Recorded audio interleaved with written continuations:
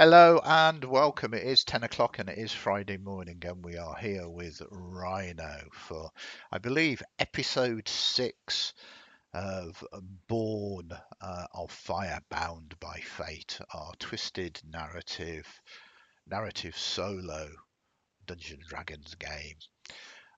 Say a big hi, sort of Rhino, and introduce yourselves, and then we'll get straight into it.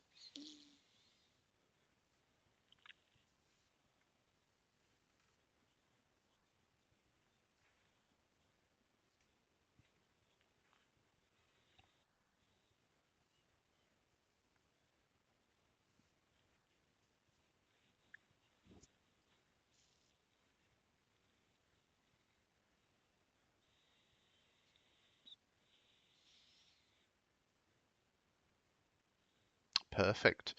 And it's great to have you on board. It really helps me hone this concept that we're doing as well. So, if you are watching or you pick this up either on Twitch or YouTube, whilst it's an actual play, we're literally live here playing Dungeons and Dragons.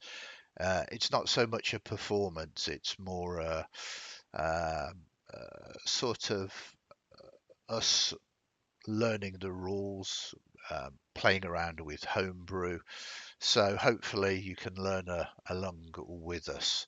As I say, it is episode 6, and our protagonist, Scrap, who Rhino is playing, is actually a fire giant. The world setting is Exandria. They, in the previous sessions, came to the surface with a fire giant raiding party, but their lot in life in the hierarchy of the fire giant society was not particularly good, and seeing an opportunity, they made their escape. Um, After a day or two, they came across this ravine that was populated with demon worshipping gnolls. Um, the gnolls had previously just raided a nearby village and had taken captives, and Scrap battles the way through the gnolls, defeated the Gnollfang, uh, a worshipper of Yinogyu, freed the villagers and claimed this ravine for themselves. Um, it seemed, though, that they were not merely capturing these villagers for food or sacrifice, but they were working as a hired mercenary group for someone called the Cabal of Chains, a organization that deals in one of the worst type of crimes, slavery. And with Scrap's upbringing, Scrap is very much opposed to this, being almost indentured or a slave themselves at one point, and has decided to work against them. It didn't take long as some of the Cabal of Chains actually arrived at the ravine, assuming the gnolls had done what was asked of them, and they were looking to purchase these villagers. Uh, Scrap was not best pleased and decided to uh, teach these Cabal of Chains a lesson, slaughtering the terrible goblins and taking prisoner the slave master.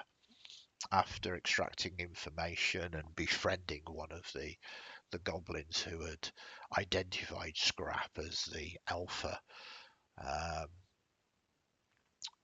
Scrap decided to teach him a lesson, taking him out into the deep woods towards the ruined city of Vakash, where supposedly this Cabal of Chains is making their hideout. He uncovered a ramshackle stone bridge underneath which a number of vast serpents coiled. Uh, you, I believe, executed the hobgoblin mercenary captain and then made it look very much as if this was an attack of these snakes, covering yourself for potential investigation by the cabal. Then, deciding to cover your tracks, you moved through the deep woods and headed back to the settlement where the original captives of the Knolls were from. You had spent time befriending the villagers here, and you thought this would be a good point to revisit them and make sure that none of the trails were leading back to the ravine. And I believe that is where we ended the last session, just as you were arriving in the. Yeah, okay, you expand upon that.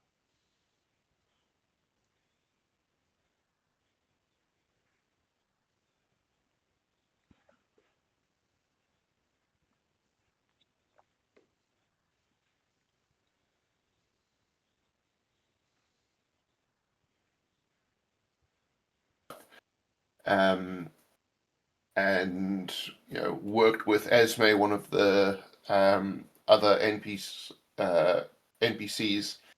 to work out the riddle and release spirits to allow them to pass on.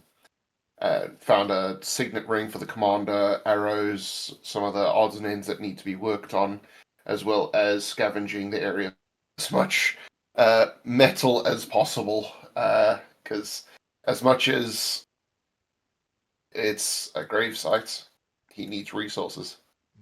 Indeed. So you did, and you gathered them together as best as you could. So, as I say, I think we ended the last session just as you was Yeah. arriving in Emberwood Hollow. So as you step into Emberwood Hollow, the heat of the ash spring rises to meet you. Steam curls through the boughs of the trees.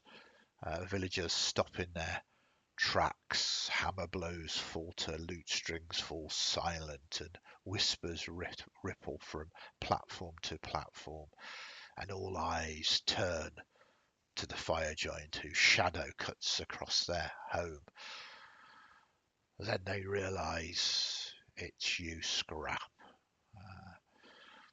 They uh, nod, wave, and greet you.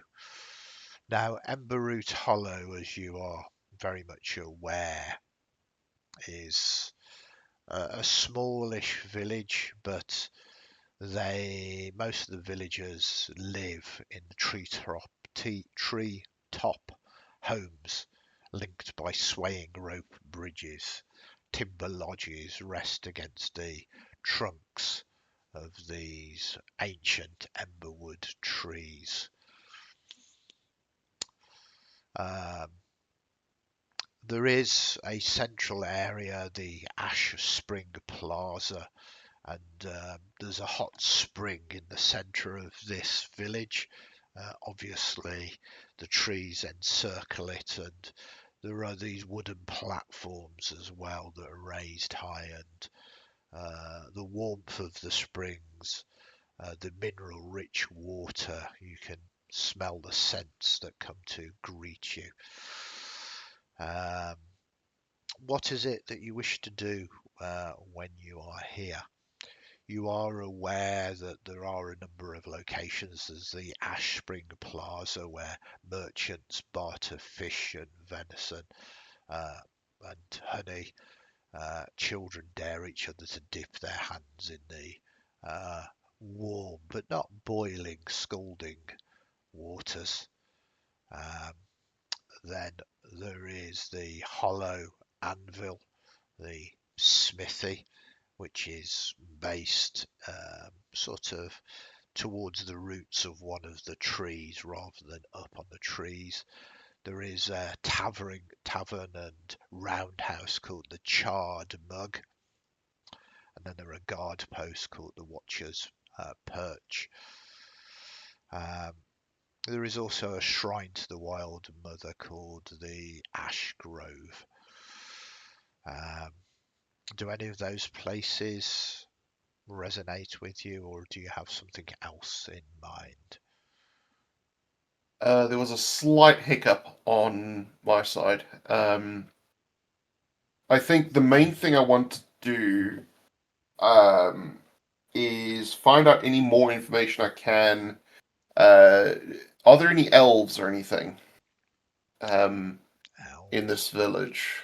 Um, there is Captain Voss, who's a half-elf ranger. Right. Um, um, bum, bum, Looking bum. for, well, looking really for anybody who might have knowledge of uh, the the commander that I freed. Yeah, perfect. So, can you give us the first roll of the session? This will be an investigation roll. You can have advantage on this because you are well liked here. And it's just if you, this is you going around asking questions, Yeah, trying to find information from them. So, an investigation roll, but with advantage. thank you very much. Investigation. Oh, Ooh. that is very nice there. So a 17 proves to be very good. I'm just going to check out my quick notes. Yep. Uh, so, sort of asking around, and you are pointed towards um, the grove itself. This is slightly distance away from the Emberwood Hollow village itself. Um, and as you sort of move towards it, it's perhaps not a place that you have particularly visited before. You are pointed into the direction of an elf druid of the Wild Mother by the name of Thalindra Valora, uh, quite often simply known as Root Sung, though. I'm going to put that name into the old chat there. Thank you. That'll help. Yeah, so some of these names can be. Yeah, I was nowhere close. And Uh, so she is an elf of what variation? Sorry. she's a wood elf. Uh, Does she have wrinkles? I mean, that's one should never ask an elf their age, but Well, you that's can. the best guess for it, because they Yeah. hold their aesthetic for a very long time. So what I'm going to say is give me a perception roll. She doesn't look particularly, uh, old or ancient, but elves rarely do. Yep. So this is not so much of can you see wrinkles, it's like can you determine her age. She's certainly not a youngling, and I mean, obviously being a druid here, um, your eyes cast over, and the best you can determine, she's tall, willow slim. Um, the skin is the colour of the bark of a silver birch, so it's silvery sort of grey. But you kind of see where you can see her veins.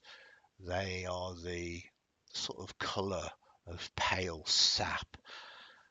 You maybe think that perhaps somewhere within her heritage there might even be some perhaps dryad.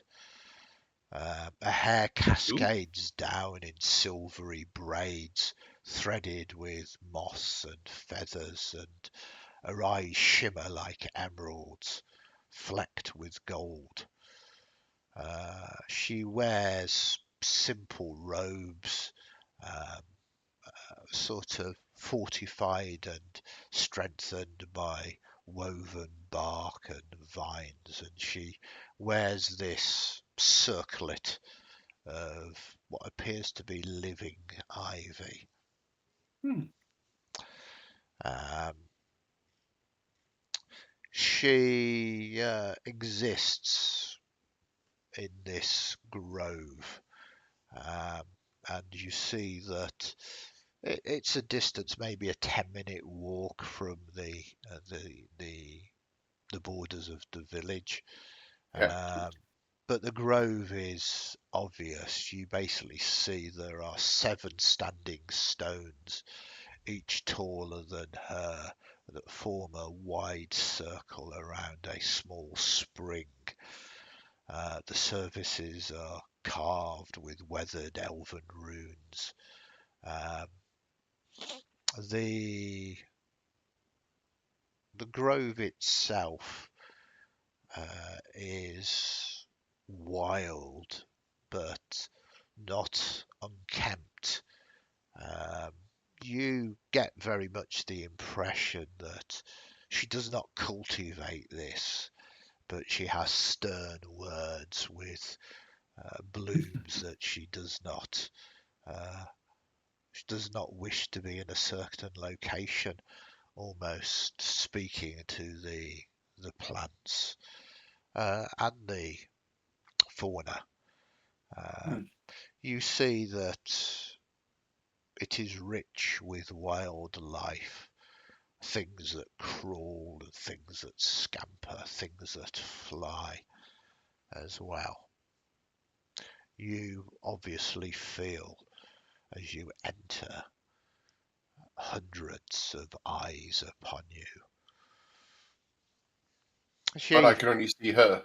yeah, well, I mean, the eyes upon you would probably be everything from Ah. centipedes and ants to Hmm. squirrels to birds perching in the trees. But no pure white rabbits though. No pure white rabbits at the Thank moment. goodness for that. At I the do not moment. wish to have to use the holy hand grenade of Antioch. Haven't acquired that one just yet. Yes, a classic reference there. So I will, uh, not wanting to breach the circle of stones if she's standing in the circle of stones, just sort of Yeah, go to the outside, get into her eye line, and just little wave in a sort of not a deep bow, but sort of a bit of a bow. Hello there. she smiles and says, all are welcome. I have heard good things. One presumes you are Scrap. That is the name that I was given. Yes, a pleasure to meet you. I've been told you are Thalandria. Is that correct? That is my birth name, and given to me many years ago when I sprang from the womb of my mother. Uh, I I have in my possession a few interesting tidbits that I acquired on my way here.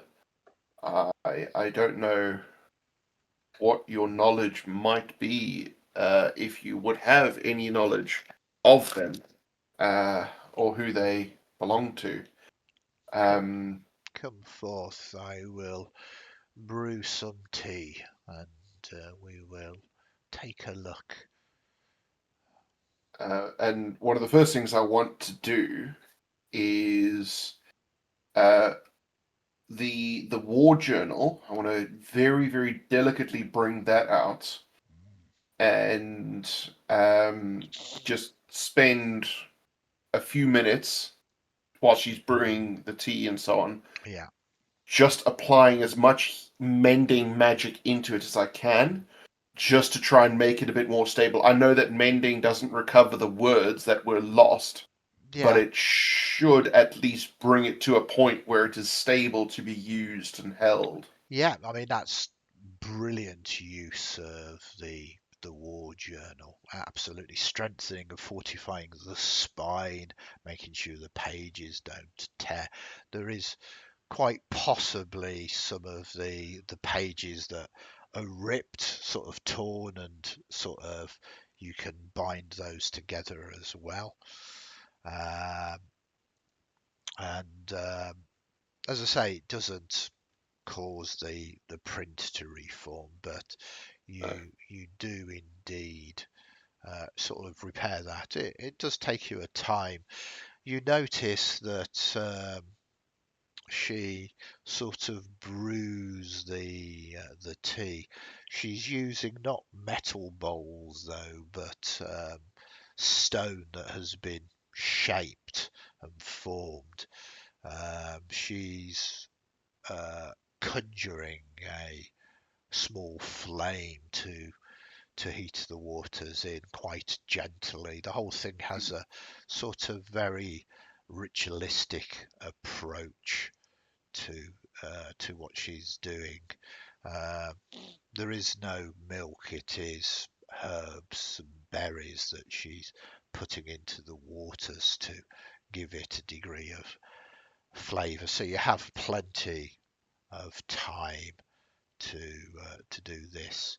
She Excellent. looks down upon you with the skills that you have with the repair, and she says, "Impressive. You are a mender." Yes.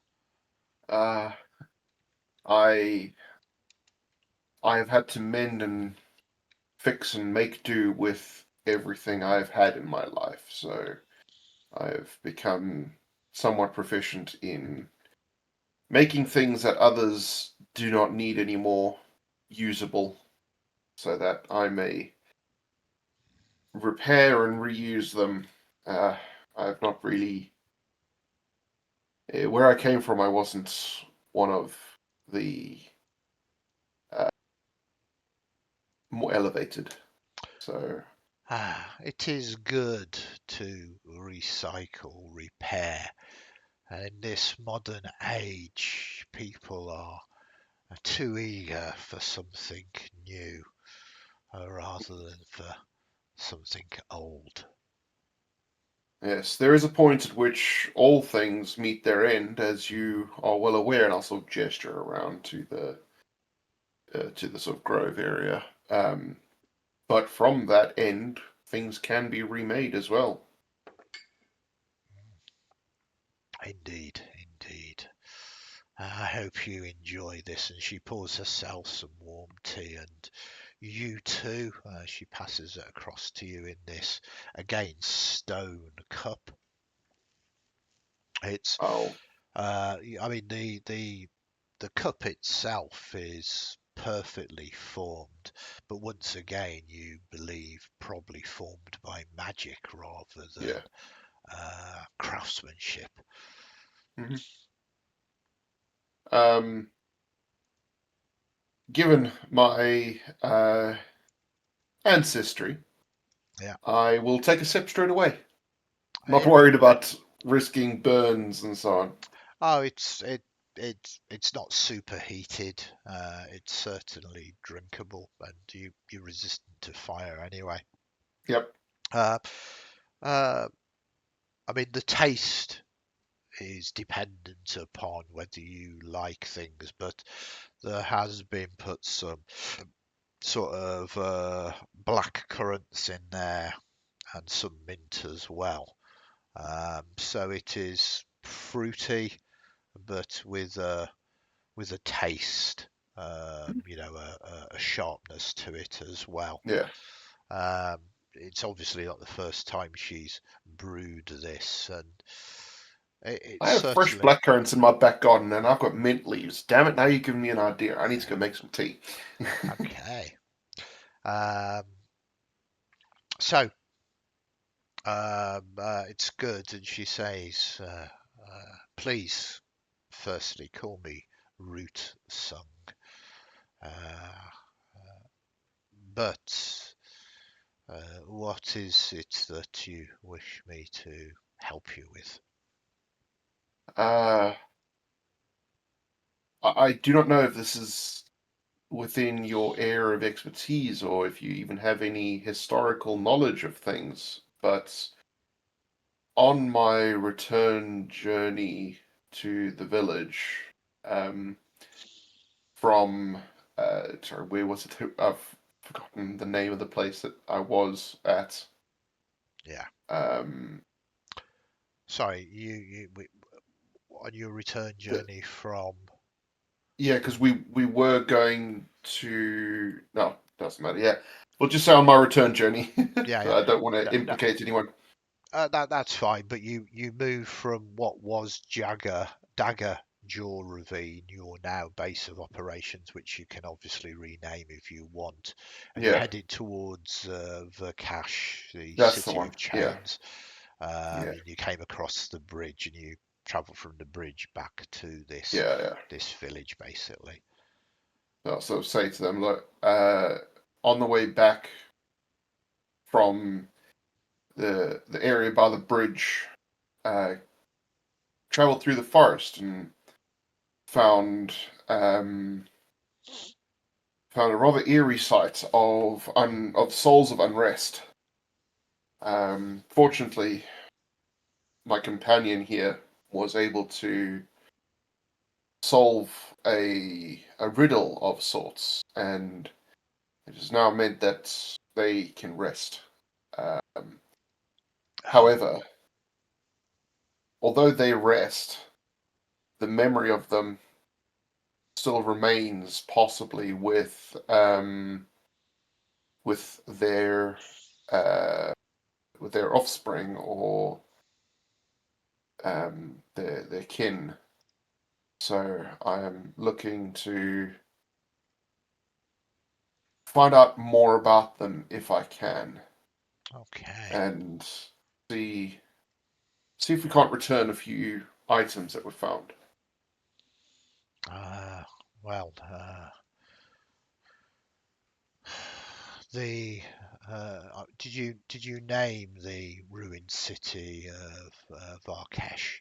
No, no, I just said from the bridge towards Varkesh. I was traveling near there, Yeah, but did you and have you mentioned, because obviously she needs something to be. yeah, yeah. So the point of reference would be that I was by the bridge. So I'll try and describe the bridge near Varkesh. Okay, so she says, okay, yes, I am old. I have seen these trees grow from shoots. I have seen the land change. I remember Varkesh. These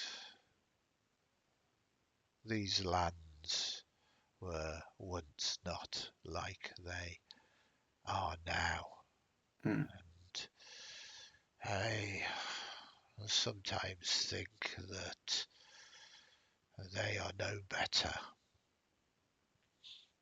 Uh, Varkesh was an elven city, yes, but it was one of the great bastions, a place of art and civilization. It was held by some of my cousins, elves, that did not revere or live within the woods, but live in their tall bastions, their ivory towers, and such civilizations always have a price. Yes. As soon as coin becomes involved, corruption rapidly follows. Mm. And within this city, there was formed a group. They called themselves the Cartel of Chains. They seeked not to work for the greater good of the city and of the world, but for themselves. Mm. Avarice, so much so that they dealt in flesh as well as took what they believed should be theirs or something that caught their eye. Yes, I have had some dealings with them already. Some of the villagers, in fact, had direct dealings with them. Uh, Uh, it turns out that they are all a little bit related. yes, uh, they undoubtedly still call the city of Vakesh, Varkesh, their home. Yes, But I believe so. uh, the lifeblood these days, as far as I am aware, uh, comes not from Varkesh, though. Deep in the woods here, there is a set of caves riddled into the hillsides, and within these caves there are uh, many creatures that are easily swayed to the Mm. beliefs of the cartel. These creatures have no moral compass. They are on the whole uh, a terrible scourge, and she looks with interest at the moment to one of your companions to snick it. There Yes. are indeed exceptions, of course, but believe me, they are in the minority. Yes, there were, I believe, 8 others where this one chose a more amicable path to follow. These warrens, they go deep. Some say too deep. That uh, ancient evils exist beneath them. But Mm. these warrens are vast and support a whole variance of life. You will find goblins, kobolds, orcs, gnolls, and worse there, all All eking within out. Varkesh. No, this is not in Varkesh. Oh, This is in sorry. these warrens of caves. Of Sorry, I thought you were course, saying caves underneath Varkesh. Sorry. no. These chaotic caves, these caves of chaos, they are, though, the lifeblood to the cartel of chains. This is where they recruit their uh, their forces from.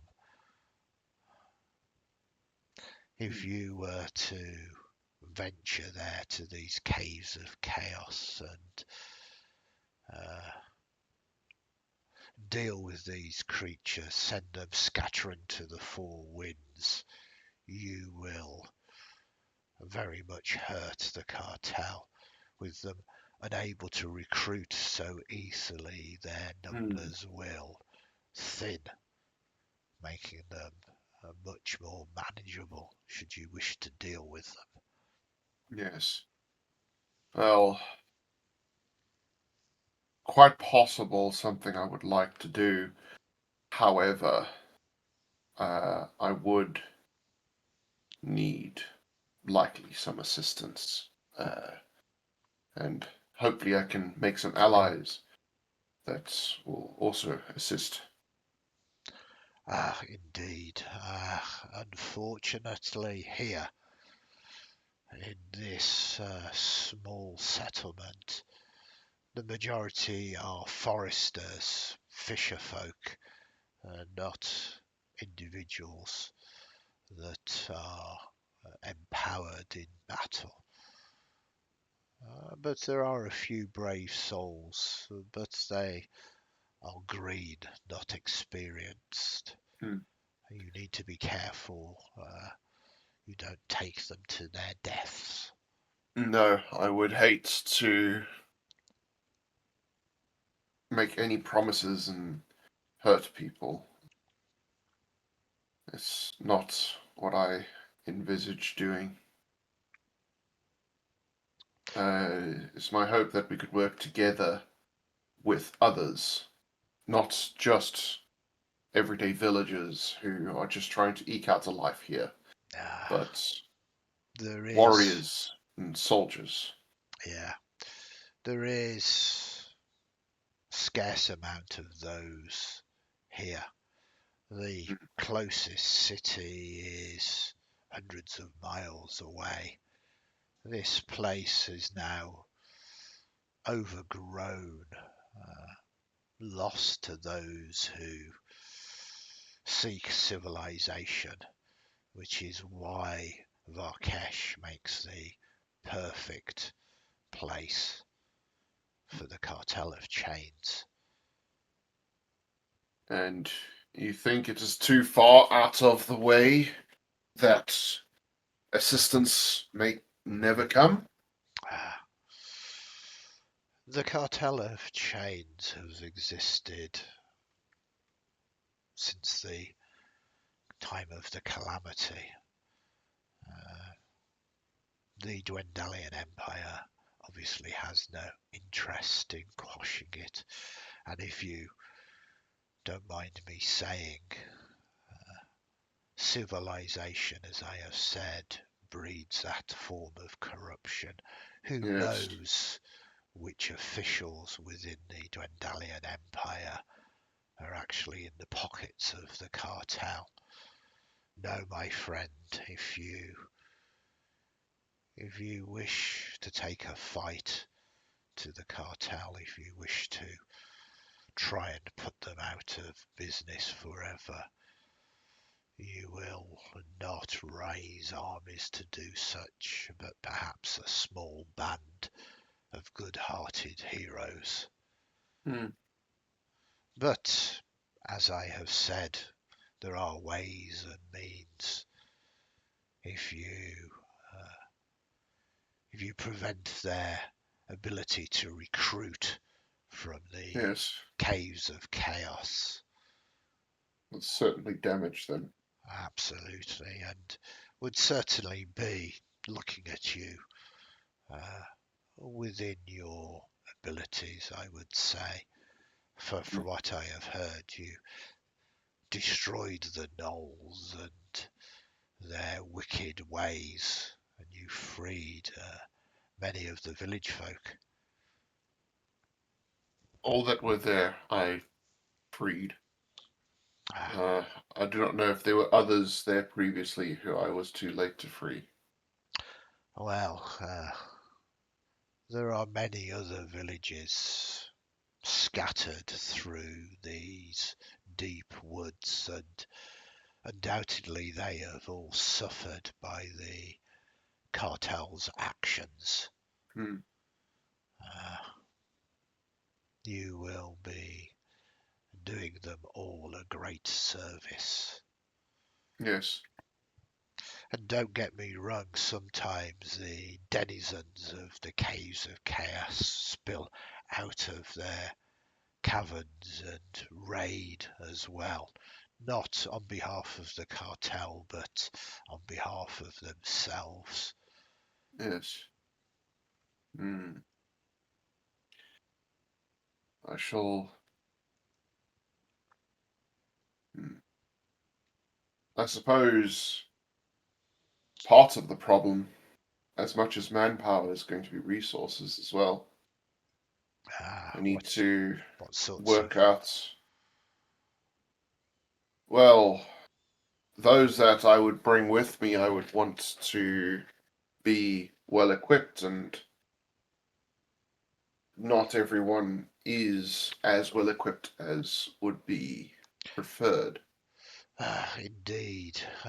Again, little help we can offer here. There is a smithy, uh, but items of power, of true power, you will not find close by. You will not find No. merchants and shops. Occasionally there is one or two that travel through, but again, delve deep into the caves of chaos and ancient artifacts, items of use you could find and, as you have said before, repurpose.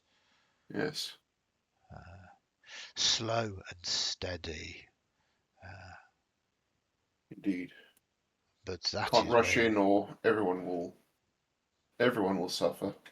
you will find Mm. these items of power, not in shops, but dragged down into the dark places coveted by these wicked folk.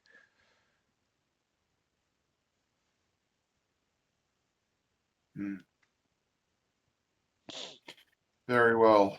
I suppose part of what I'm looking to do at the moment, just for now, is to see if I can fully put the memory of the soldiers that I came across, their spirits, to rest. And I'll bring out the signet ring and the war journal properly, and sort of read off the war journal with her to try and work out if there's um, any knowledge that she might have to enlighten me on uh, possible relatives, family, or similar. Okay, very nice. She instantly recognizes the ring. Um, this is the signet ring of um,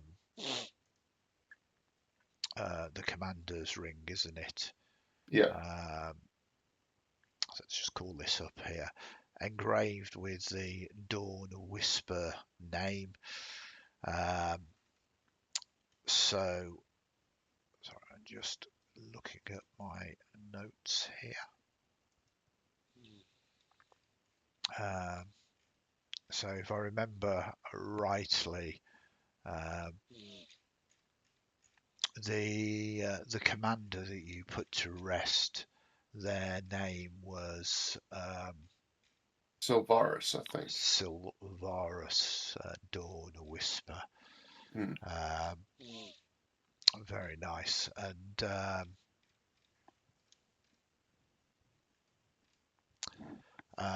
boom, boom, boom. Sylvarus Dawn Whisper. Yeah, I've just got the name here that I'm going to pop into chat Hmm. again. Just Thank want you. to make sure that we have got all of this. Um, she says this is a very nice, uh, it does indeed contain a degree of magic, and it is of the Dawn Whisper family. Uh, I remember his name being spoken and stories. Uh, perhaps I can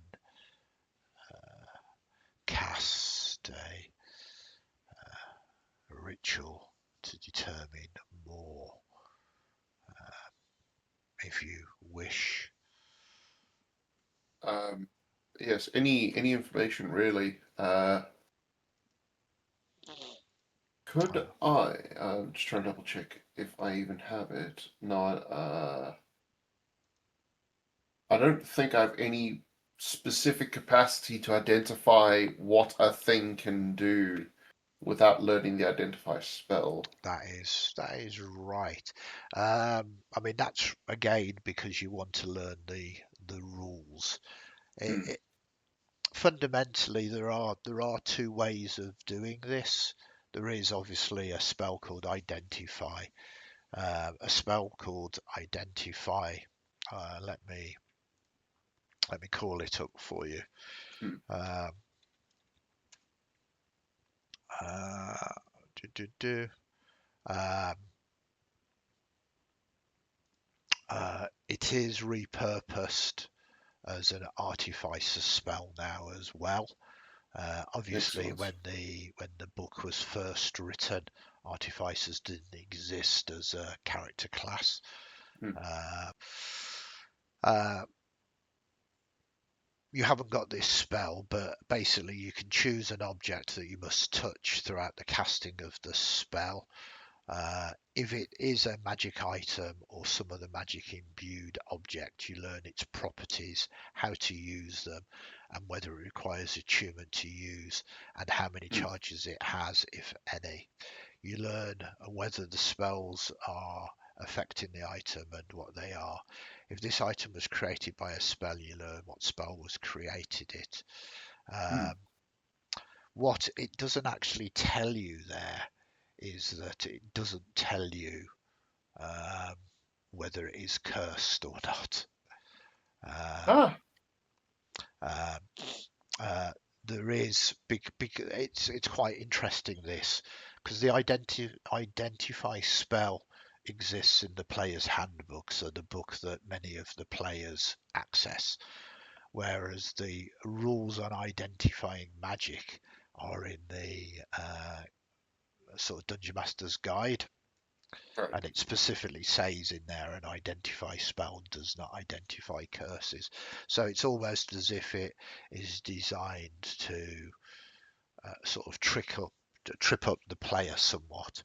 Yeah. Uh, but um, I think that if you have the ability to identify something, the magical knowledge, how to cast the identify spell, I Yeah. would argue the point that you as a caster of said spell would know the limitations of it as well.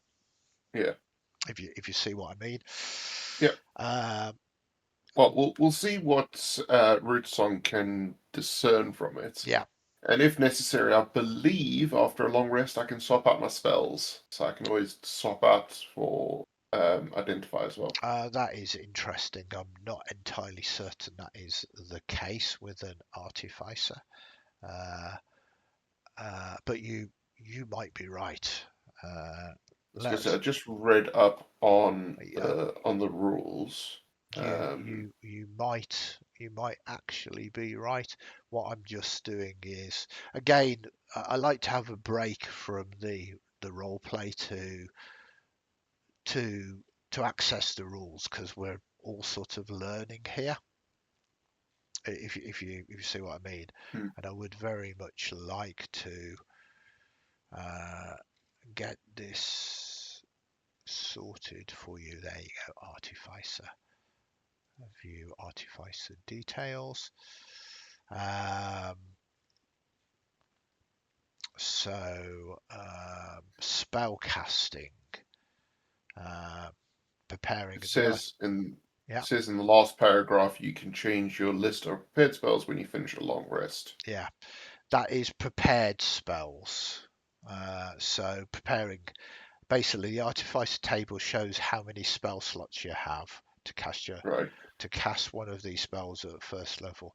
To prepare the list of arti spells that are available for you to cast, choose from the when you do, you choose a number of artificer spells equal to this. The spells sorry, I'm going to redoing this again. You've probably got this information here, but we're going to share it here for you.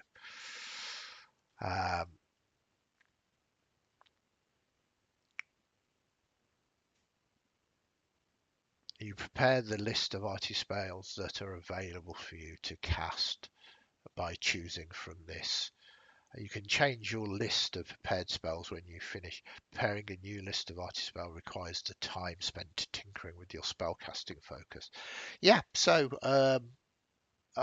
absolutely, I believe that you are right there. So that's interesting. You can take a long rest and you can prepare a certain number of spells that you can draw from. Um, that is super cool. So yes, certainly you can gain access to the identify spell should you wish that. It is a useful spell to have. Hmm. But she sort of looks at it and she sort of recognizes the sigil and on the ring and basically says, "This is, yes, the family signet ring of the Dawn Whisper family. The Dawn Whisper family is uh, well spoken of in history. Uh, exactly what has happened to their line um,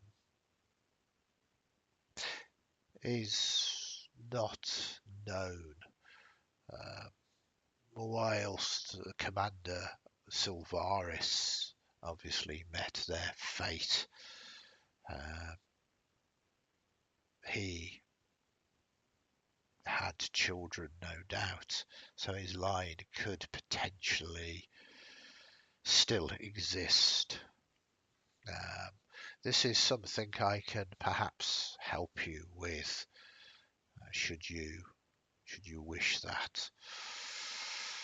Uh, then you said you had a journal, yes? Yes. It's his war journal. Um, I didn't know if perhaps you could look at this and let me know of any specifics. Unfortunately, I do not speak Elven, and uh, there may be some hidden meaning behind certain words. And it might help, possibly even uncover some weakness or other. Yes. Pass me the journal. Let me take a look at it. Yes, I was kind of over. Uh, you pass this weathered leather-bound volume across, its cover embossed with the silvered emblem of Sylvaris and his family. The binding is cracked but now repaired, and many of the pages were waterlogged, torn, and missing, but you have dried them out, rebound them, and unfortunately, the missing pages, there is scant you can do about that. The condition is terrible, though, even though you have repaired it, and much of it is illegible. Pages are ruined, smudged, their words even unreadable with magic. But she smiles, she sniffs. Ah, old habits die hard. I think there is something a little I can do here. You see, it's the ink, you see. Uh, the ink, it has been crafted through the use of natural ingredients, dyes pulled from creatures that crawl and plants that grow. Hmm. And with the aid of the Wild Mother, I can call to them, should you wish me to. And I'm sorry, I don't quite follow. What would that do? I will ask the ink to reform, to take its original form, to make some of these words visible again. That would be fantastic. What's involved in this endeavor, and how long might it take? It is a simple blessing of the Wild Mother. I will call upon her, and if she believes it is for a cause that suits her, she will uh, she will allow my words to be heard by the dyes, the inks upon the Hmm. pages. Oh, I hope she does. The hope is to lay souls to rest and allow them to pass on properly, as well as prevent suffering and prevent the the death of those who it's not quite their time yet. Um, so, uh, with your permissions, then, and Hmm? she begins to um, take out some wording, some sort of blue and black and white dye. She doesn't put it on the journal, but she begins to put it onto her skins, wiping it, and marking herself with spirals of the Wild Mother and other symbols. And then she holds the ledger close to her face, and she begins to whisper to it. The eyes in her head roll backwards, and her head is thrown up. For a moment, you think that the flowers, the vines around her begin to merge with her, and you can barely believe your eyes as the dyes, the inks on a few of these pages where they still remain begin to move, and the colours begin to deepen back to their original forms, not smudged but clear. Of course, unfortunately, Scrap, you cannot read Elven. Uh, a time passes, maybe a scant few heartbeats, that's all it takes, and her eyes roll back as normal, and she looks upon the pages. Not as good as I had hoped, but 6 entries by the looks of it. Let me translate for you.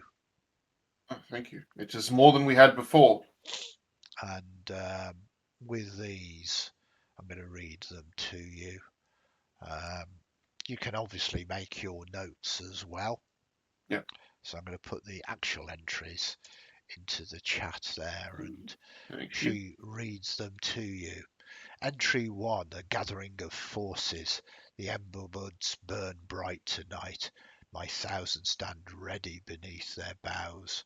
We march to drive back the gnoll packs before the hunger spreads. Yet whispers follow us.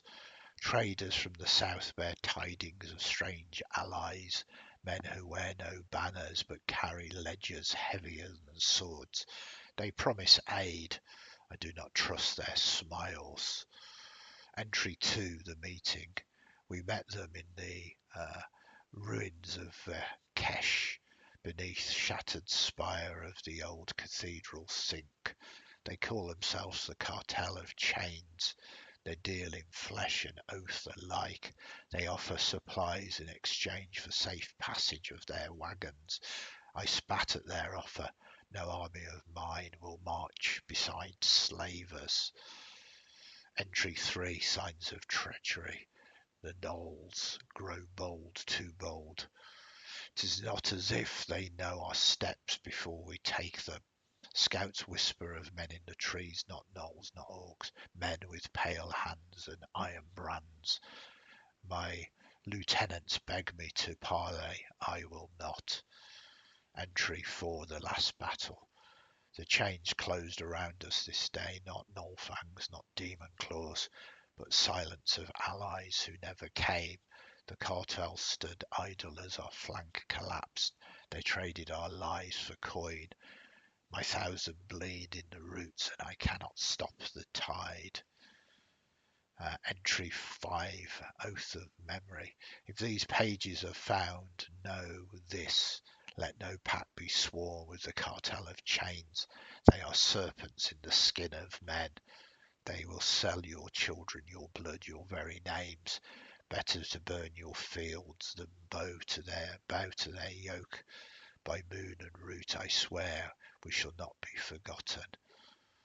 And then entry 6, the shadowed meeting site. Before the end I mark their gathered place, the hidden vault in Varkesh, beneath the cathedral where the chains rattle in the dark.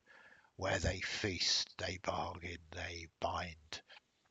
If the hollow endures, if the emberwoods yet burn, send your strength there, break the chains where they were first forged. A lot of information there. It looks pretty much. I mean, it is a war journal, so it looks like they did come from the south, and then they decided to claim the ruins of Kesh as their own. So she hands the journal back to you and says, now on to the other thing, the lineage of the family.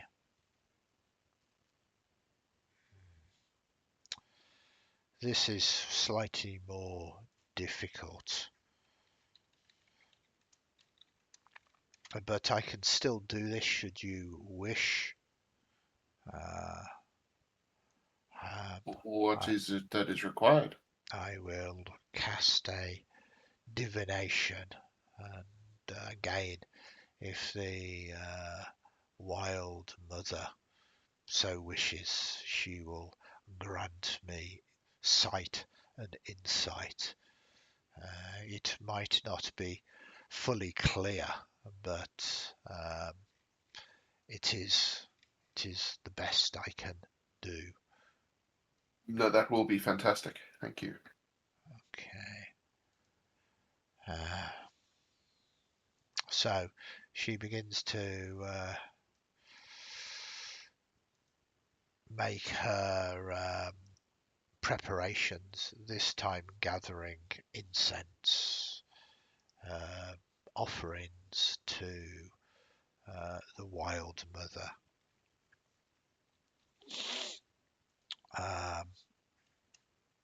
Is there anything you want to do whilst all this is going on, or are you just watching patiently? I'm observing as best I possibly can.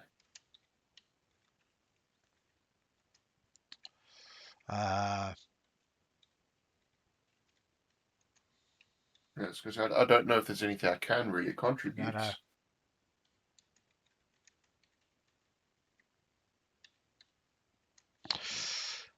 Okay.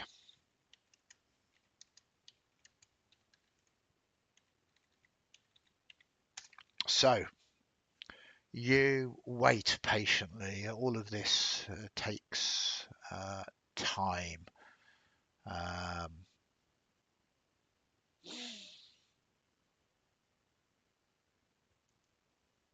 she casts the divination, and I'm just going to roll some dice here. Okay, nice. She says, um,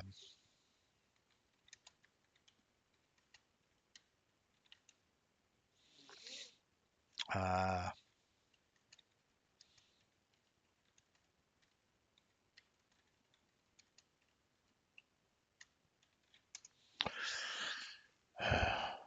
again, her eyes begin to roll back into her eyes. Um, she begins to speak in tongues. Her voice, her language moving from the voice of beasts, sometimes howls, barks, snarls, sometimes elven, sometimes Sylvian, sometimes common. She jerks as if she is not in control of her own flesh and bones, as if she is somewhat possessed by nature, the very force of nature itself.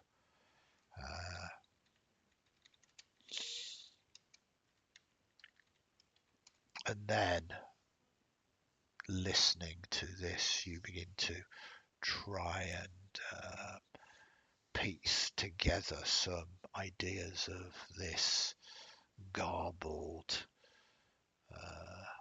message that is being spoken to you. Can you give me some insight, please?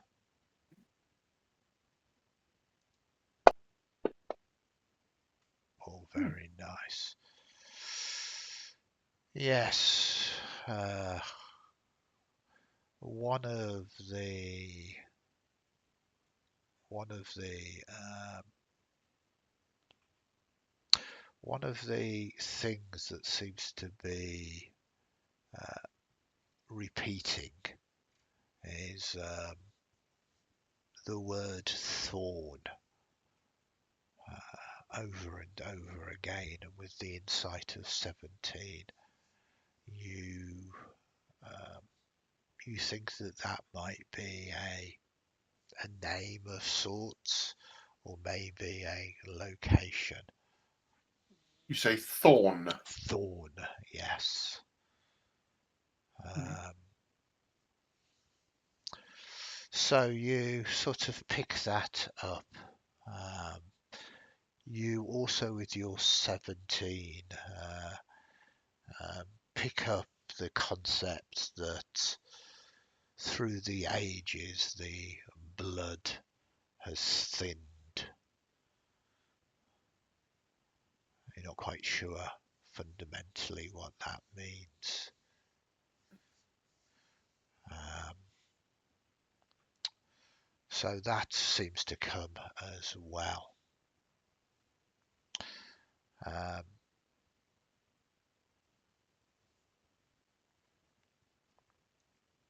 boom, boom, boom, boom, boom. Sorry, just looking at my notes Trying to here. think things through. Yep. So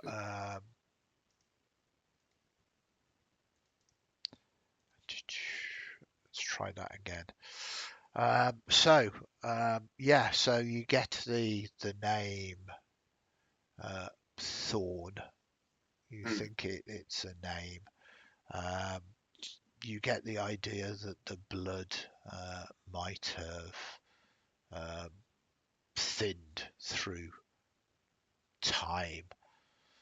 Um,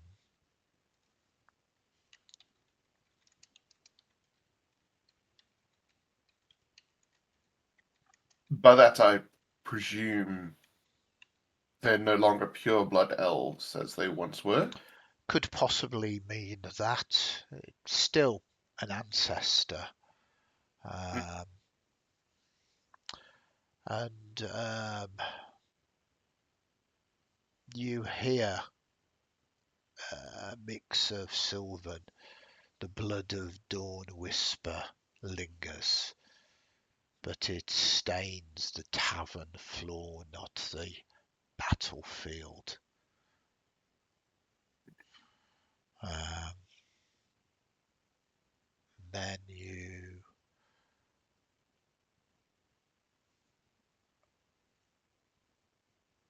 hear something else.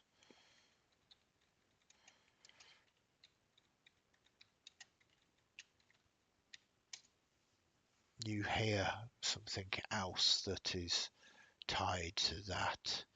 Seek out the stag that stumbles, where the roots drink deep and the cups never run dry. So let us put some of these into chat for you. Just trying to get all of this based off the roll that I did. So you get the name Thorn, you get the name that the blood has thinned.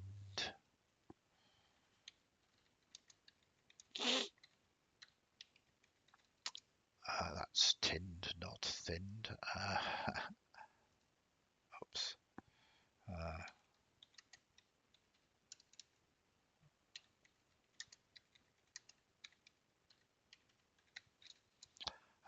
You get um, the blood of dawn whisper does linger, but it stains the tavern floor, not the battlefield. And you also get seek the stag that stumbles. Okay.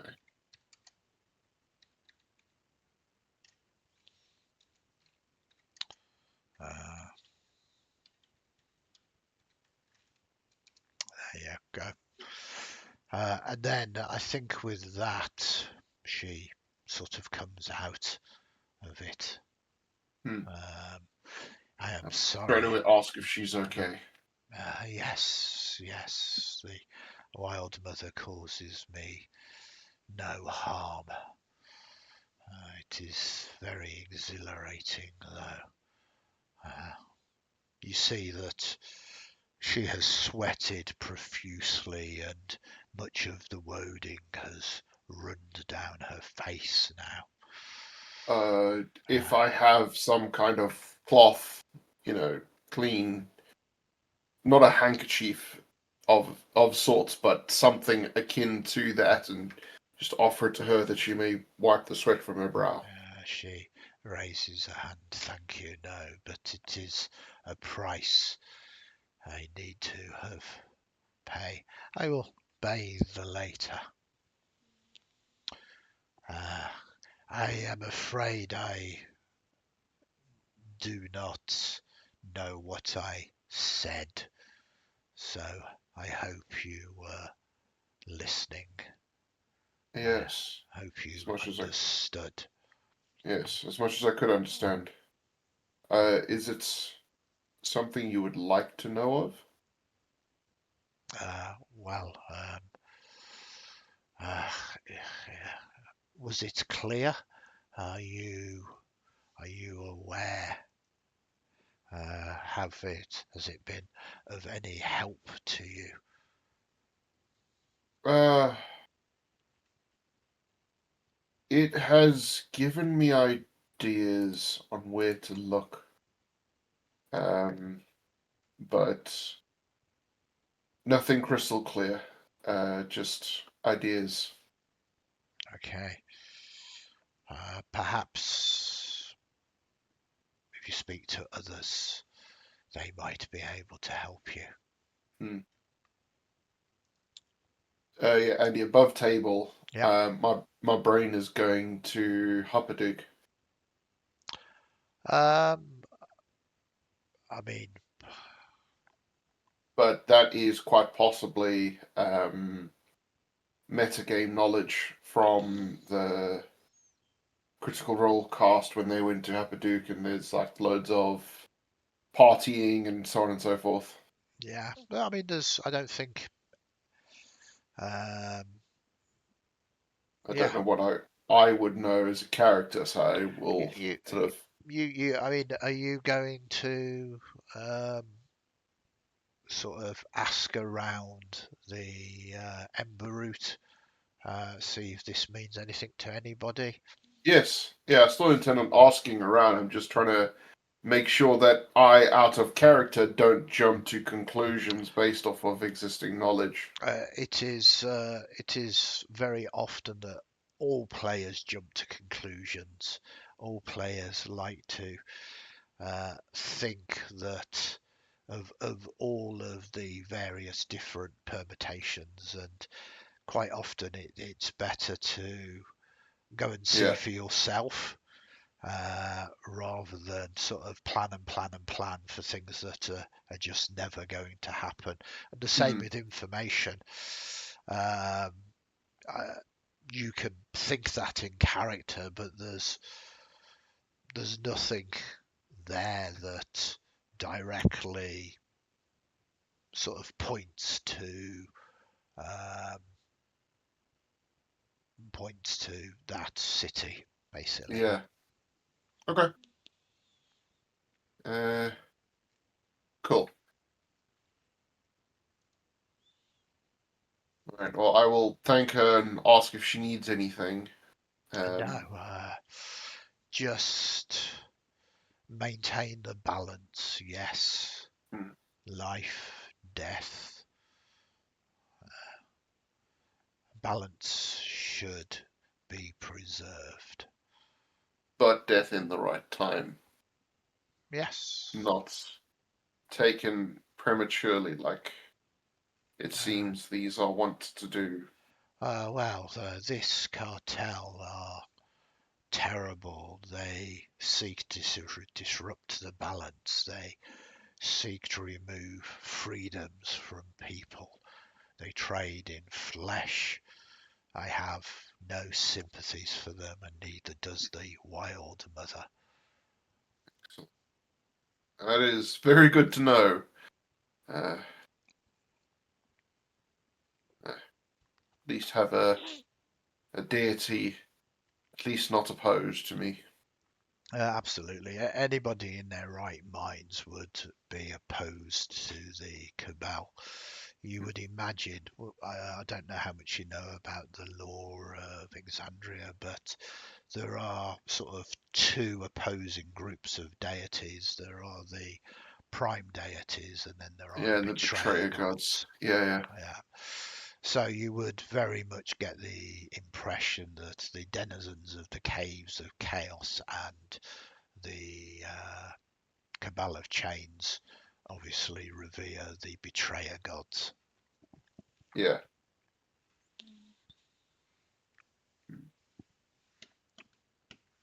So you head back to Emberwood Hollow and give us another one of those investigation rolls.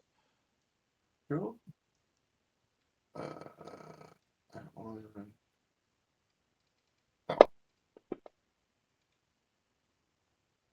Oh, Perfect, absolutely good. And again, um, sort of just asking around, you are sort of pointed to the charred mug tavern and roundhouse.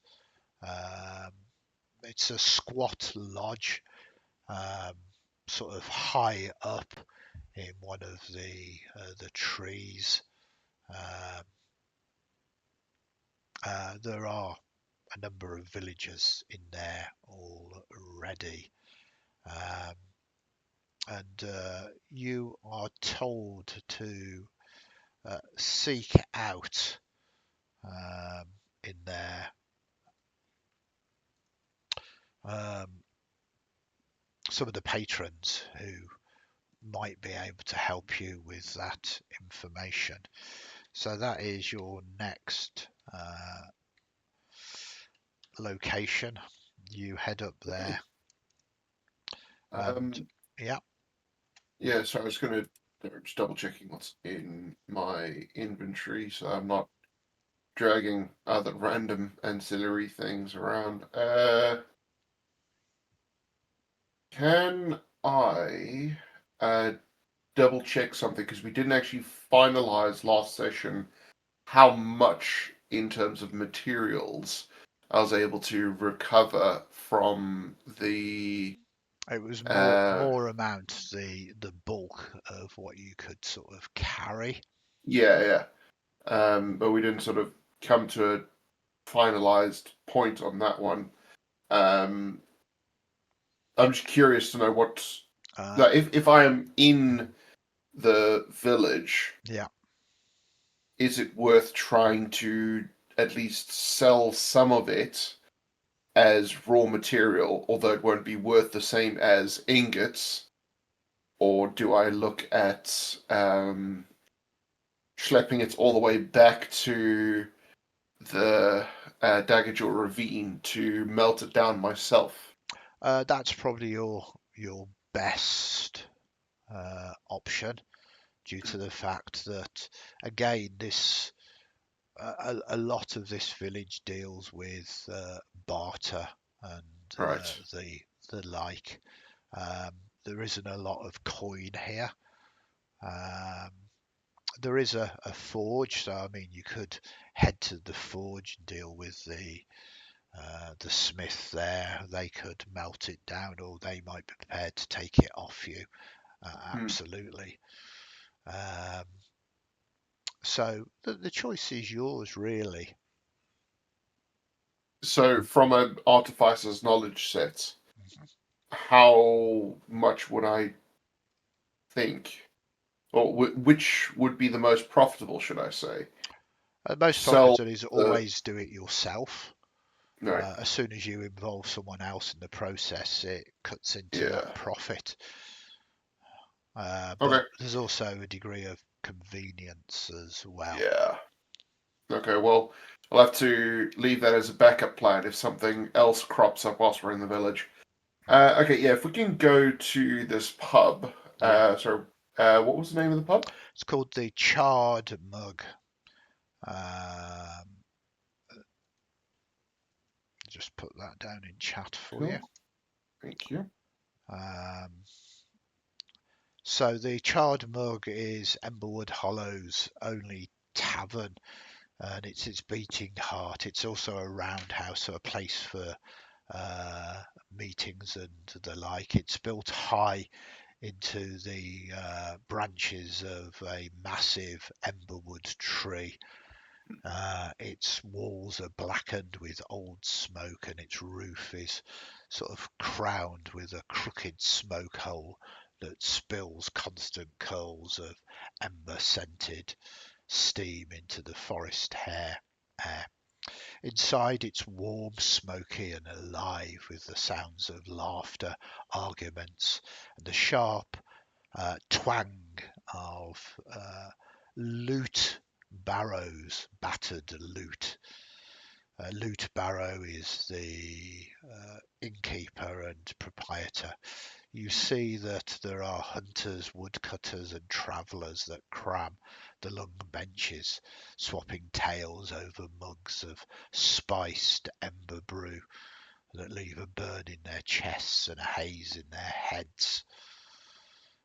You cast your eyes around here. and uh, loot is when they're not serving, is playing a loot. You don't know whether loot is really their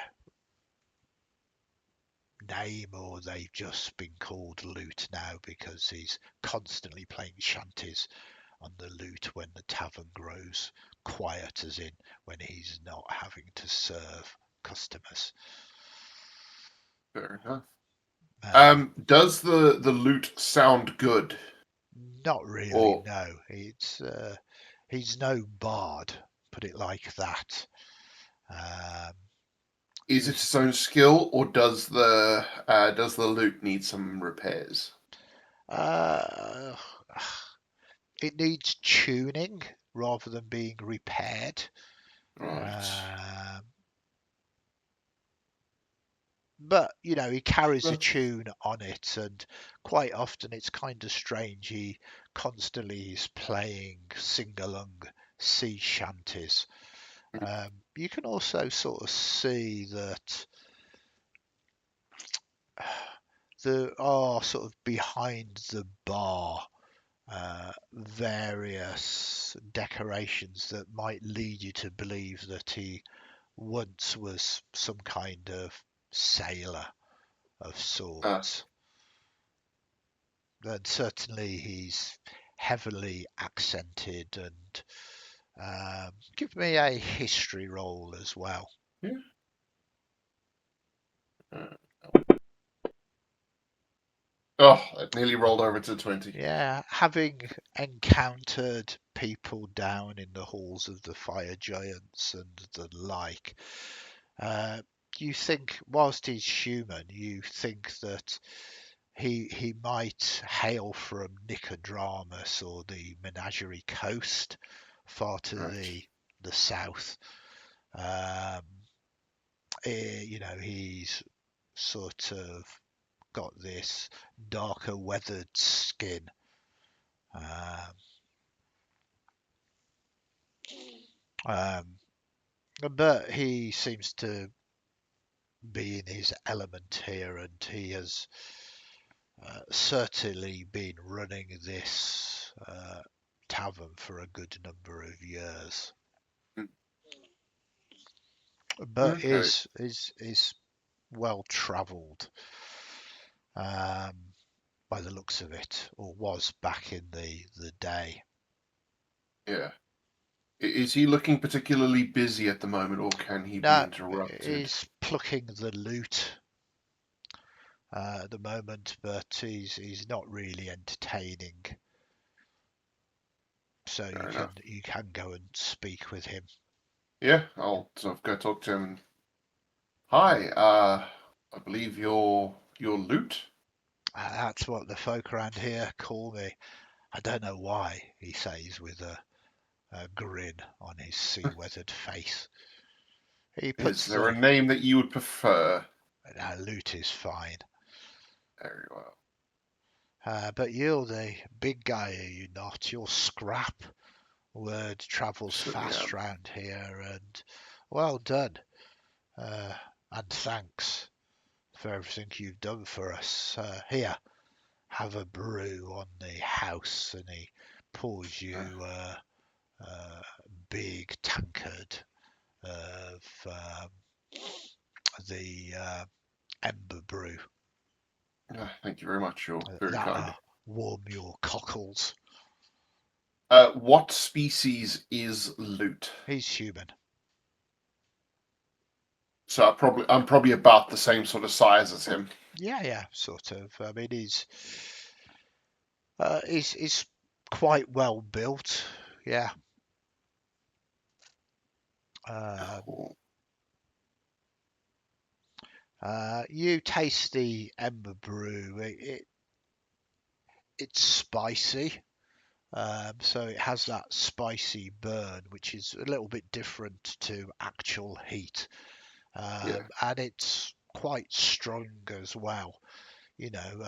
After drinking a tankard of this, It's the equivalent of drinking an incredibly potent scrumpy, as it were. So you're not going to need to make constitution saving throws, but you think a good few of those and you're going to be very Yeah. hazy in the head.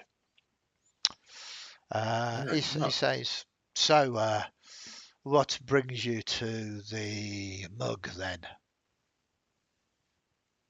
Uh, well, I'm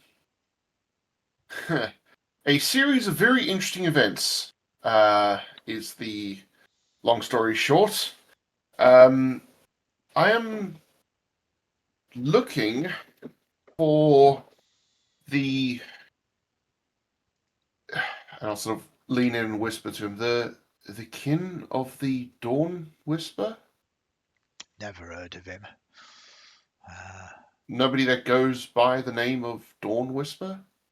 no. Sounds like a fancy elven name, if you ask me. Well, ancestrally, I believe it was. Ah, there you go then. You see, I drink and I know things. Well, I mainly drink. The first sounds like a good pastime at the very least. Yes. But not going to cut you off there. I might not know his name, but have you got anything else that you know about Well, him? uh, I've I have only anecdotal pieces of knowledge and almost hints that I've been given uh, through magical scrying, I think, or some kind of ritual. I don't fully understand how that works. It was quite a sight. I once knew a ship's mage. Well, you should never have ship's mages, or at least you should make sure that they have no knowledge of fire spells. That was ah, a terrible time. I try and avoid the magics where I can. Gives me the right willies. hmm. Well, I use it to infuse it and make things somewhat better for it, hopefully.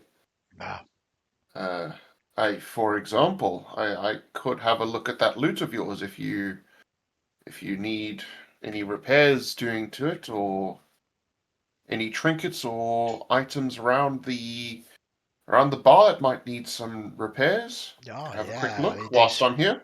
this place is always full of wear and tear, leaky casks, etc., etc. Uh, Creaking floorboards. If you want to do a little bit of maintenance, knock yourself out, my friend. Um, I'll throw in as many ember brews as you can drink. How about That that? sounds like an interesting proposition. Uh, I like to work whilst I talk, and so perhaps we can talk about things. This information I have whilst I fix things up. Ah, indeed, indeed. So you go about and you don't need to make any skill rolls here. Some of the things you can do mundanely, Mm, um, just through your skills as an artificer. Other things you can use your magics to fully repair. yep. But during this time, you do get chance to have conversations with him, and he occasionally serves some customers, occasionally plays a little shanty on the lute, but is listening and talking to you as well. Mm, All of this takes a good few hours. So yep. during this time, what do you say to him? So I will try and bring up. I spoke with Root Song, and she performed some of her fantastic rituals. Oh, she's a strange one, is she not? And She's certainly an interesting one at the very least. she's striking to look at, I have Mm, to say, but again, she's a wise woman, I'll give her that, but mm, she has real power. Yes. She's not someone I would like to upset or cross. She reminds me of a storm I once witnessed whilst aboard a ship. It started off all, atmospheric and nice, and well, it soon flipped, and it was perhaps the most scared I've ever been. I actually wet my britches.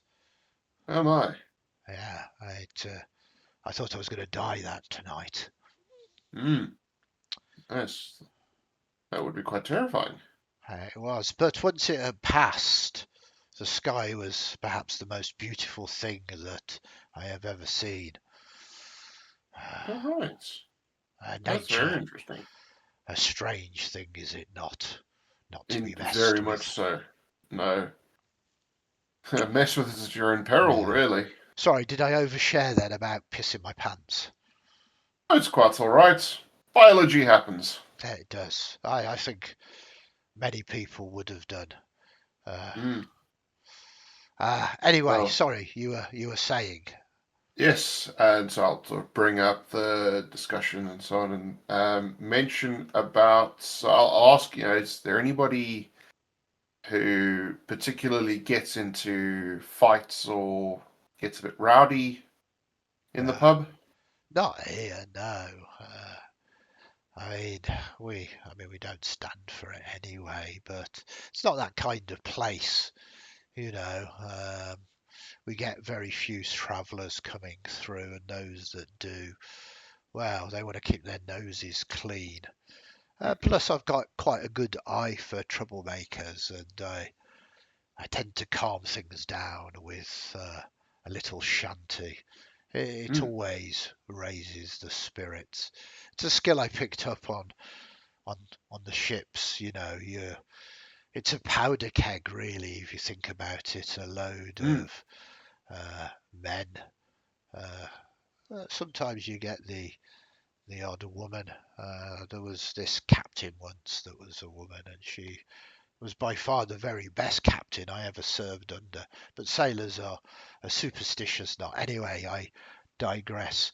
You imagine a load of people, be they men or women, all cramped together in this floating wooden barrel. In effect, mm. tempers can get thin, and Yes. there's nothing that a quick shanty does to lighten the mood, make everybody tap their feet and dance. And I often use that in here to calm people a little, distract them and the Excellent. like. So no real Mm. trouble in here. Oh, well, fair enough. Um, I suppose the other little tidbit of knowledge I have is I need to look where the roots drink deep. Ah, I'm seeking the stag. I suppose it's all The you know, stag. quite mysterious and trying to understand what the meaning of the messages are. Uh, well, I mean, there is another tavern uh, within these woods called the Stumbling Stag. Hmm, Uh, don't suppose you mean that. Uh, I it's have no idea. it's not the best of places. It's uh, not in a settlement of sorts. It's built inside and around the hollow trunk of an ancient emberwood tree. Tavern, waypost for hunters, trappers, traders wandering the deep woods. Uh, Lanterns hang from antler racks, All uh, right. but it is equal part hearth and hazard, a place of laughter and trade on one hand, but also terrible shady dealings and drunken balls on the other. Uh, Right. Well, I think that might unfortunately be where I need to go. Really? Well, I can Yes, give you directions. if you'd be so kind. There are numerous trails and paths that lead to it. Um, but you can look after yourself, so I don't need to give you any advice there. Um, um, so he details the directions to the stumbling stag Mhm. for you. Is that towards, away from, tangential to the way back to the to Daggerjaw Ravine? If only I was so good to you. Absolutely not. It is substantially more deeper into the woods and very much towards that ruined city, Mm, Varkesh.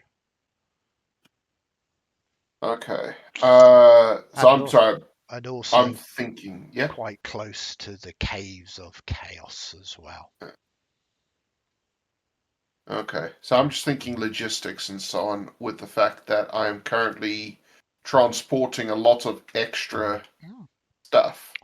You can easily, it's 2 hours back to Yeah. Daggerjaw Ravine. You can easily make your way back there. You can re-equip yourself, spend some days. You're not in necessarily a great rush, you know. Mm, Quite often, D&D games feel very like you need to do this and do this and do this and do this. Um, mm, unless there's a time frame or window, time pressure on you, of which I would set clocks um, that would count down. You could spend as long as you want. You know, you could spend a month refurbing Daggerjaw if you wanted to. yeah. You do have some leads now. If you can deal with the entities in the caves of chaos, you will weaken the cabal. You could even Yeah. travel to the cabal. But there's no time issues at the moment. What you did last session has Mm, perhaps um, put the cabal off from visiting you for a while now. So yeah. you don't have that time constraint upon you.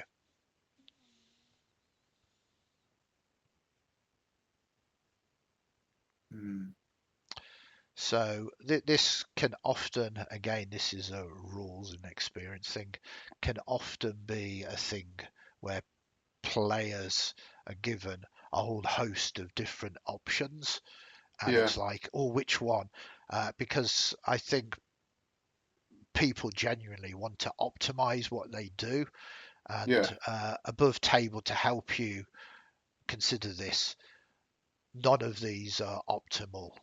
So it's Mm, very much a case of that doesn't mean that there isn't interesting things, but one of them isn't more important than another one. And by choosing one over another, it isn't going to cause you complications and repercussions, basically. right. So it's very much Okay. a case of do what seems to be the most interesting or exciting for you for the moment. Yeah. Alrighty. Um. And making statements like that and being transparent with your players makes it easier for them to, Yeah. you know, It helps a lot. to make those decisions. Okay. In which case, what I want to do, I want to go back to my forge. I Okay, want to offload all of the crap that I've picked up makes perfect sense. and get, because obviously I was getting everyone there to help carry.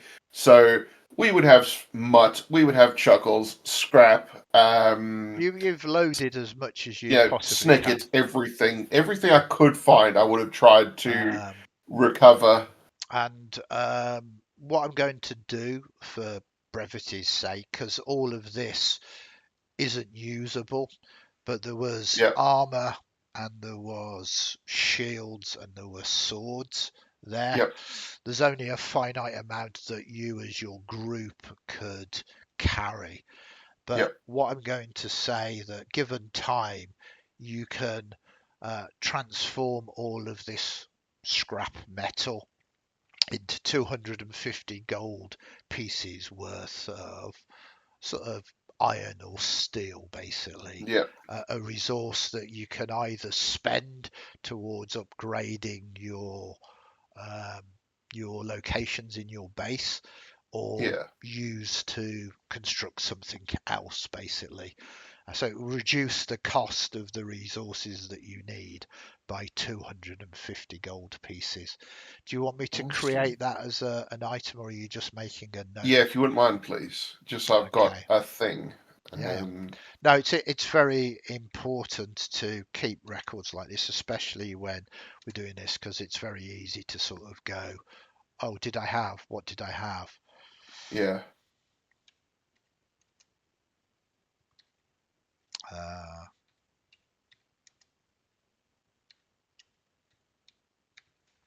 okay. Um, so there you go. I've created that in the party sheet for you. You can, of Thank you. course, use this. What you were saying, which is the most profitable. If Yeah. you were to use that in crafting, you would reduce the price by 250 gold pieces. Mm, If you were to sell those ingots to another smith, for instance, they would give you half of that value. So got you. by keeping it and utilizing it yourself, you uh, gain the most amount of value in that item, Excellent. if that makes sense to you. No, that's exactly what I was after, sort of working out. Because at some point I need to. I don't know what I need to do next because at the moment, there's a lot going on with the slavers, but that seems to have paused for the moment. Mhm. Uh, so I need to work out what I'm going to do about those eventually. So I can certainly help you out Yeah, here. please. You have two relatively clear paths, one of which is short term and shouldn't take particularly long. You could head into the deeper woods and go to the Stumbling Stag and see if you can locate this ancestor, Yeah. um, and find out information about that ancestor, perhaps even just enquire or ask about him. Um, that's not necessarily going to be a quick thing, as in you can do some role playing and Yeah. you might not get the answers that you want. That is going to be very much a role play orientated um, Hmm. set of encounters. Or you can bite the bullet, gather some sidekicks, and head to the caves of chaos. Um, Not just to deal damage to the cabal, but obviously to put an end to some of these creatures that are ravaging Hmm. the local area, but also potentially to uncover some items of power as well.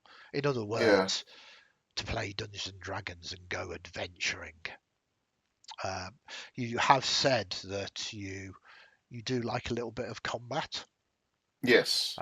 So this, speaking again above the table and transparency, would easily allow you to get that little bit of a fix. Doesn't mean that you can't role play and do exploration as well, but from the description that you've had from Rootsung, Hmm. these are terrible creatures, um, and you know you are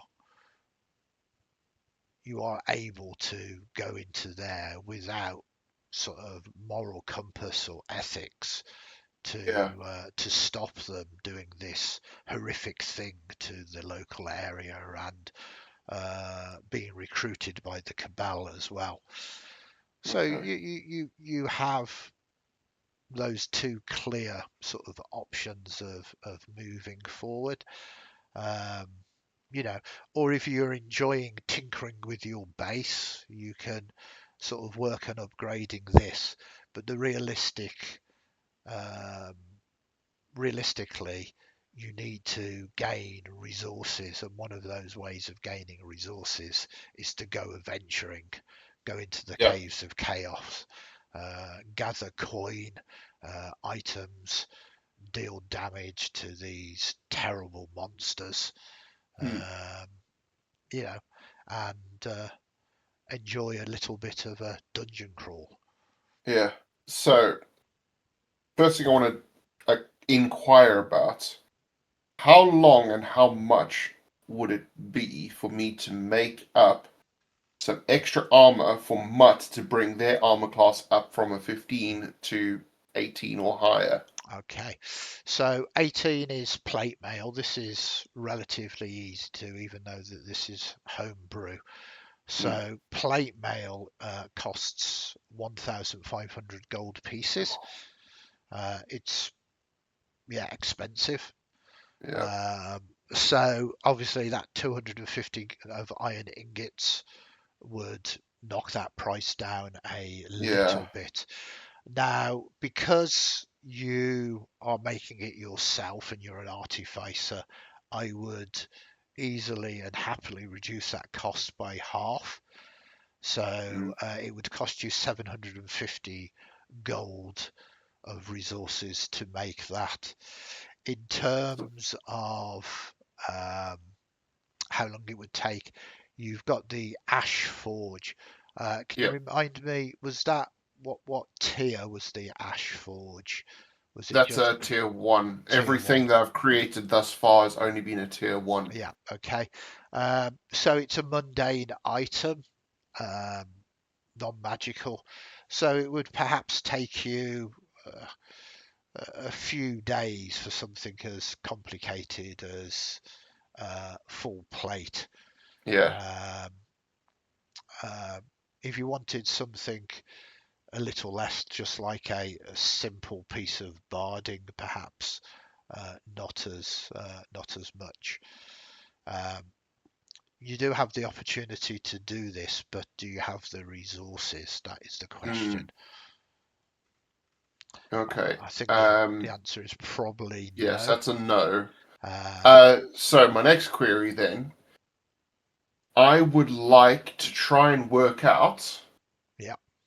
if I can use Chuckles as a mount Um, okay. So and sort of train a little bit, because I think we've spoken about you possibly being able to use him as a mount. yeah, you created the beast pens, which is an animal Yep. training area, and you have befriended him. So what I'm going to say is, um, quite simply, yes, you can, but there are a number of provisos. Initially, at the moment, it's not a seasoned mount. So every time you want to mount him, you're going to have to give me an animal handling roll. Hmm. The DC is not going to be particularly high. We will set it uh,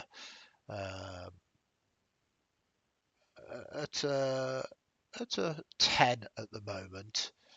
Okay. Um, if you don't succeed, he just doesn't want you to sort of mount him.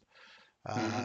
If you do succeed, you can use him as a mount for an entire day or until you've finished a long rest, in effect. Okay. Um, um, the more you train him, the more time you spend with him, the easier this will become, though, reducing the number Yeah. to a 5 and then making it absolutely fine. But he is not a war mount at the moment. Mm. So, whilst he is this giant hyena and has its attacks, a war mount means that occasionally it might get spooked or do something Yeah. that you did not want it to do. Yeah. It might charge an enemy that you didn't want to engage in and you wanted to be elsewhere. Um, but again, you can try and control this through animal handling. When you eventually train him up as a full war mount, it will be as if he's like a war horse, basically. Yeah. And how would I go about training him to be a full mount? Uh, Through spending time with him and upgrading your beast pens. So it's a matter Okay. of time and resources, like any of these things, Yeah. basically. Um, but if you do want him as a mount, you are going to have to, because you just did armor, didn't you? At the moment, you're going to have to Yeah, make a so I armored saddle. him recently. Yeah. So you're going to have to make a saddle for him. Yeah. Which should be possible.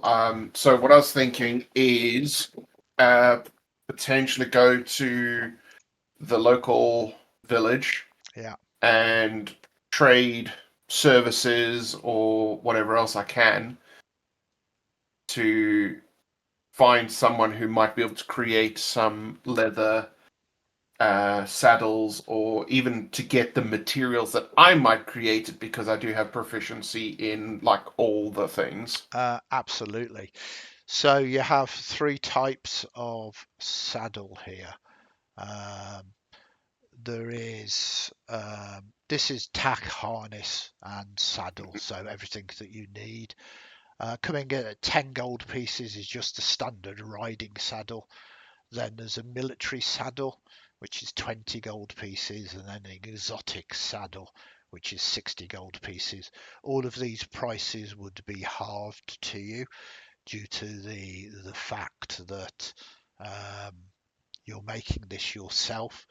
Um, and I would allow you just to use your iron ingots Okay. to pay for this, so you don't need to complicate the things by having to, oh, I need a little bit of leather and I need some buckles. You're an artificer, so um, what we can easily say for the sake of brevity is maybe you do trade some of those ingots for those other bits and pieces. Yeah. Um, But it's only 2 hours away, so just back and forth run to yeah, the yeah, shops effectively. exactly. Okay. With your reduced cost and with your forge, it would only take you a day to do this. Okay. Which one of the three did you want? The higher end one. What is the benefit of either of them really? Well, the exotic saddle is going to fit much better on Yeah. a non-horse. Um, exotic saddles are really things for like dragons and flying creatures and anything else. But it's going Yeah. to give you a degree of stability on your hyena. Um, you are less likely to be thrown or. Mhm. Um, I will also say that whilst you are mounted, it will give you advantage on controlling chuckles. Okay.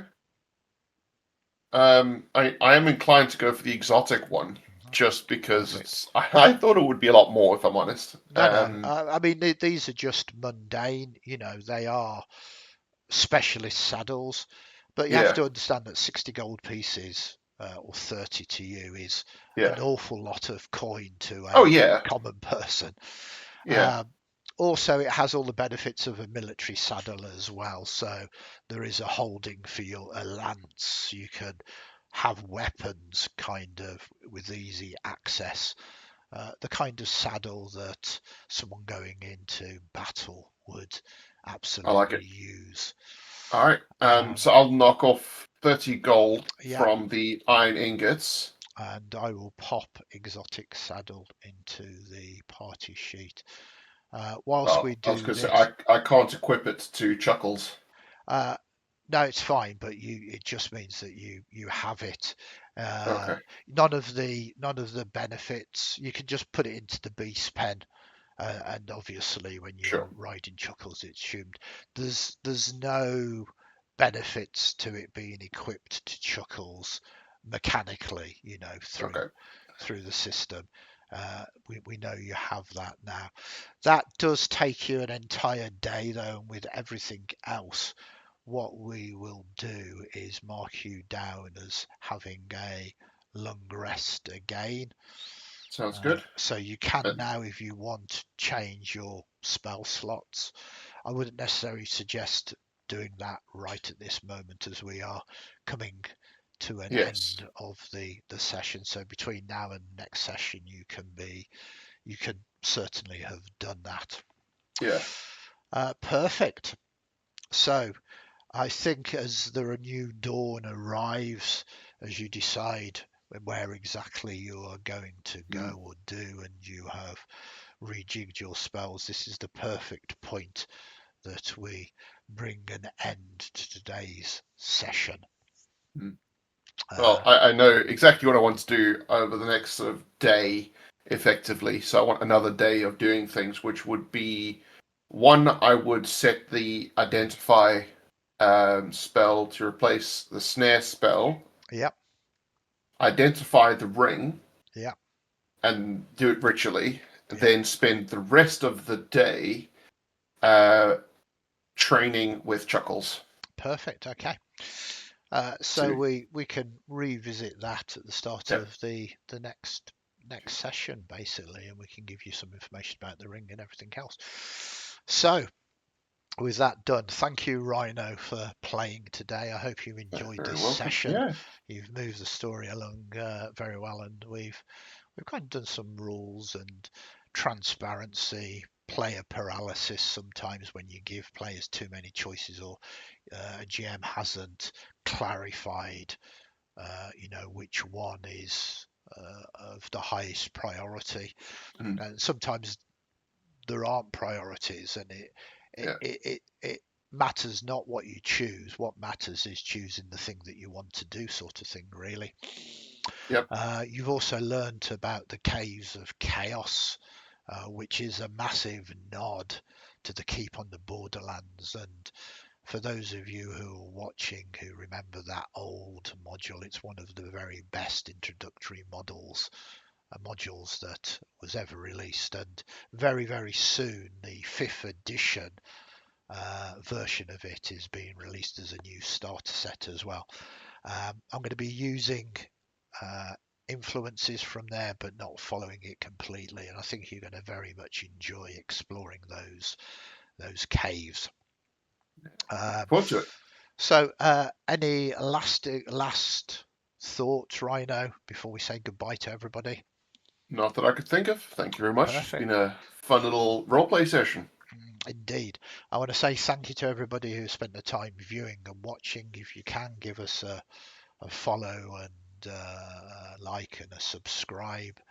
We will be posting this up onto YouTube as well if you want to watch it on catch up. And thank you to you, Rhino, for being a incredibly fun player to run the game for. Very So welcome. hopefully we will be doing this again very soon, possibly next week. Yep. So watch out for that. And in the meantime, stay safe, everybody. Take care, and I'll catch you all next time. Bye for Yep. Bye, now. everyone. Cheers.